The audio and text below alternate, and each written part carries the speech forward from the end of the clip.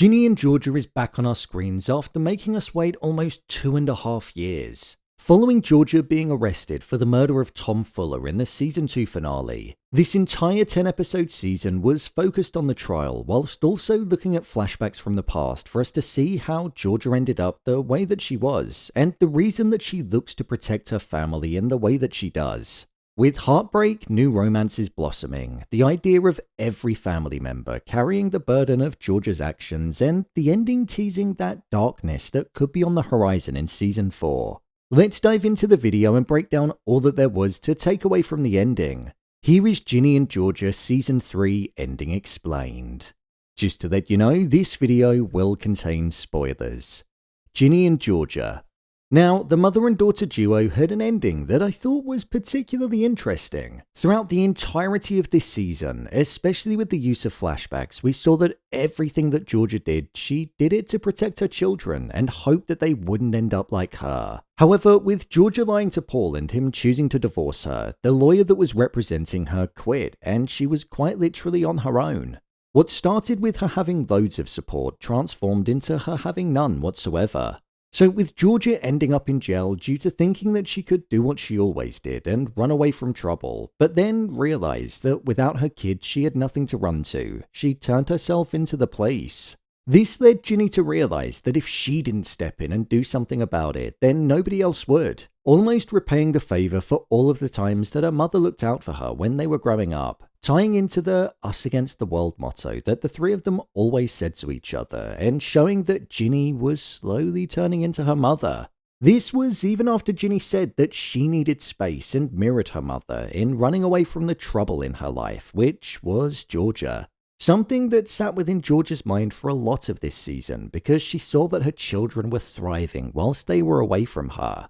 Ginny devised a plan to get Austin to lie about his father Gill going to visit Cynthia's house on the night that Tom was murdered, and that because he got the residency application form denied by Cynthia, that was going to be the motive as to why he killed him, almost as a way of getting revenge for her not letting him move to the town. So Austin was pretty much in a catch-22 situation where either one of his parents were going to be going to jail if he didn't lie when he got to the stand. Plus, Ginny also blackmailed Cynthia and said that there was this video footage of her affair with Joe in the restaurant, which could have proved to have been damaging for her in the case, when in actual fact there wasn't any footage at all. This showed that the apple didn't fall far from the tree with Ginny and that she was extremely similar to her mother because Georgia had instilled those values and beliefs within her, especially when it came to surviving. This was something that Ginny was willing to do, but when she was reflecting at the end, she was questioning if people can actually change, or if she's just destined to go down the same pathway as what her mother did, especially because she's already mirroring her actions.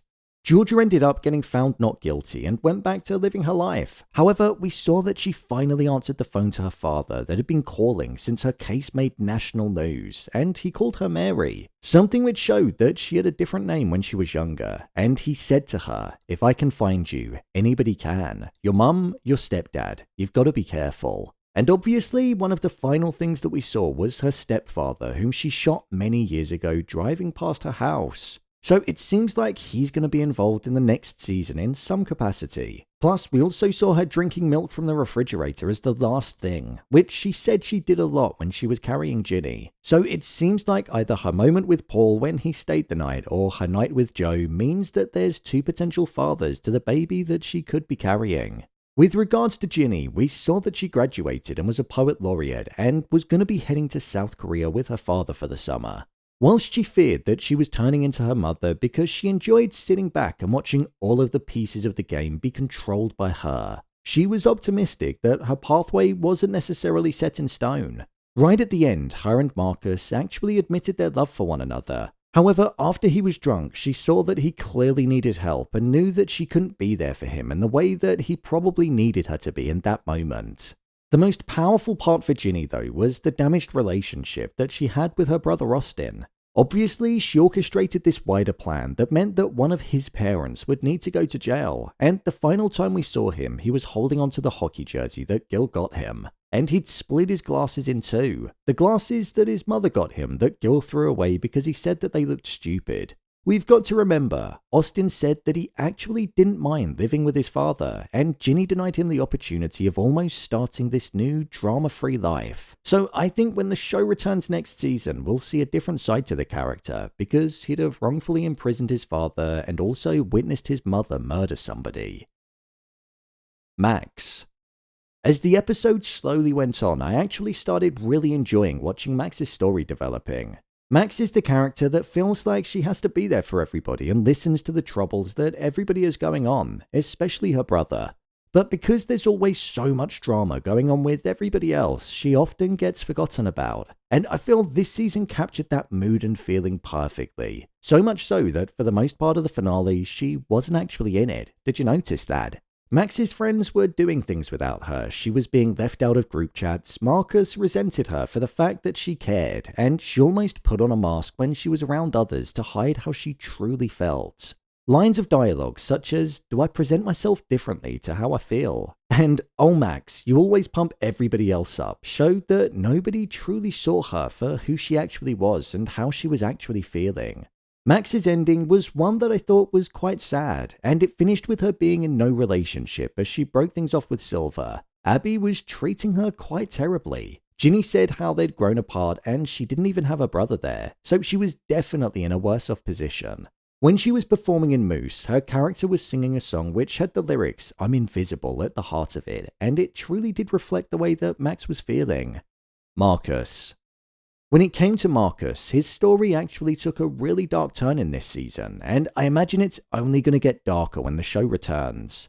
What this season did really well was that it almost showed how a functioning alcoholic can fit into society and the certain ways that they can mask their drinks and act like things are normal. Marcus suffered with depression in the past, but within this season it was amplified even further as he turned to drink as a coping mechanism. Honestly, when he broke down in that final episode and was screaming that he hated himself, it was such a powerful moment, and I felt that emotion through the screen as his family just looked on, knowing that they couldn't do anything right then. The stigma of him being a kid, which meant that he couldn't be an addict, was something that was also addressed right up until Max forced his mother to take him to rehab, which she was reluctant to do at first because she didn't want him to fall behind. The only person that Marcus really allows into his mind is Ginny, and we even saw that she wasn't the cure that he needed when they got back together. What I thought was interesting when they kissed was the lyrics, "I think you're the one for someone else," was playing underneath the scene. So I wonder if that's subtly showing us that they aren't necessarily going to be the endgame that we thought they were supposed to be. With Marcus going off to rehab right at the end, I think we'll see him return in the next season for the next academic year, and he probably will be that little bit behind everybody else in terms of academic studies. But as a person, I imagine he'll have done a lot of development. Abby. One story that I thought would get a bit more progression in this episode was the storyline around the eating disorder that Abigail had. I thought we'd see her struggling a little bit more with it and her getting the help that she needed, but this season still kind of showed the small things that she says, which shows that she's thinking about her body and the reassurances that she's looking for. The fact that she was making herself sick after eating, and there was also that little bit of a discussion about it with Nora and Ginny. However, it didn't change Abby's perspective on things as she was still going to the bathroom. I think this will get developed even more in the next season, and I think we'll see how sadly something like that can progress if you don't get the help that's needed. People have started noticing, but that doesn't necessarily mean that she's going to stop. So I think that's a story that will continue to be developed before it gets the main focus. I'm glad that by the end of the season, she put Press in his place and that she found happiness with Triss, so I'm excited to see how that relationship's going to go. My review of the season.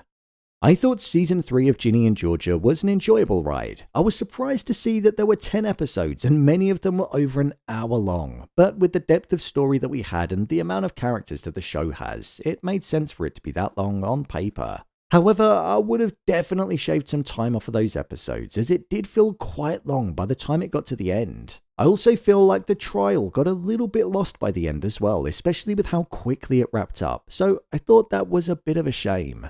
I did think for a lot of it, why am I rooting for Georgia? She's a murderer and she did kill Tom, yet the show wanted us to root for her. It's an interesting dynamic, and it was only towards the end of the season where I was a bit like, huh? What am I doing here? She's not a good person. I know in most cases it's been positioned as her doing what she needed to do to survive and escape hell, but the killing of Tom wasn't that. So it didn't quite sit right with me that we were rooting for her.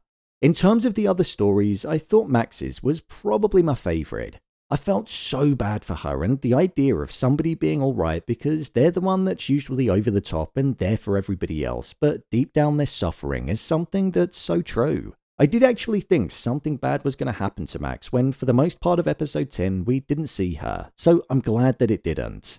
When it came to the performances, I thought the entire cast did a great job. Ginny and Georgia obviously stole the show, and seeing Ginny slowly morphing into her mother was an interesting decision for the show to make. One thing I will say is you can definitely tell Austin was older than everybody else in his class. The first episode picked up the weekend after the season 2 finale, yet over 2 years had actually passed in reality, so that was a bit strange to watch sometimes.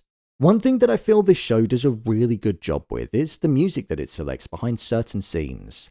The showrunners pick the perfect songs to capture the mood and feeling that the scene is trying to make us feel, and when it plays, it does genuinely cut through the screen and add to the emotion of what I'm watching. I've said this before, but the casting of young Georgia is some seriously good casting. It's This Is Us casting director level. I genuinely buy that it was the younger version, so they did a phenomenal job there. When comparing this season to the second installment, I feel this one was a lot heavier, which isn't necessarily a bad thing. I think it worked in its favour because a lifelong sentence was at stake. But I'd probably say that I preferred the overall tone of season 2. I actually think season 4 has the potential to be even darker due to Ginny mirroring her mother even more, and it seems like Georgia's past is going to come back to get her a little bit with her stepfather featuring. So I'm excited to see what's going to happen. In terms of if it's worth watching, I'd say that this season definitely is. It's a long one, so be prepared to watch it over multiple viewing sessions, but the ending is rewarding and there are some strong moments all throughout it. So, there you have it, Ginny and Georgia Season 3 ending explained.